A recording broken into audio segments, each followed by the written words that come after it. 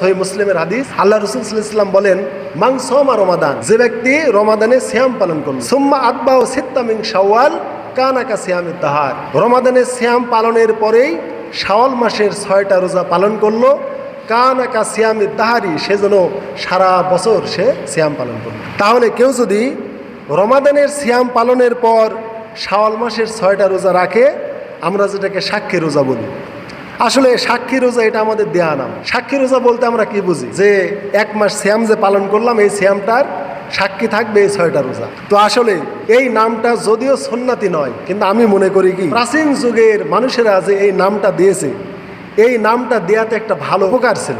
সেটা হচ্ছে কি, আগের যুগের মানুষের বিশ্বাস ছিল, তুমি যতই রমাদানের সিয়াম পালন করো, যদি তুমি শাওয়াল মাসের 6টা সাক্ষী রোজা না করো, তাহলে এই রমাদান মাসের কোনো সাক্ষ্য থাকলো না।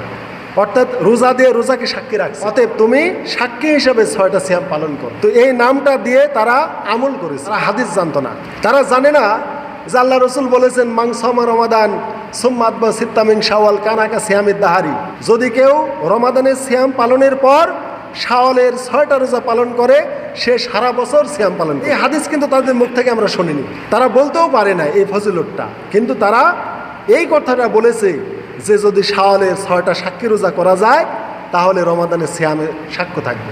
এইভাবে তারা আমলটাকে টিকিয়ে রেখেছিল। অতএব তারা যে বিশ্বাসে রাখুক, হাদিস কোরআন জানে নাই তারা, কিন্তু যে বিশ্বাসে রেখেছে আমরা তাদের সম্মান করি।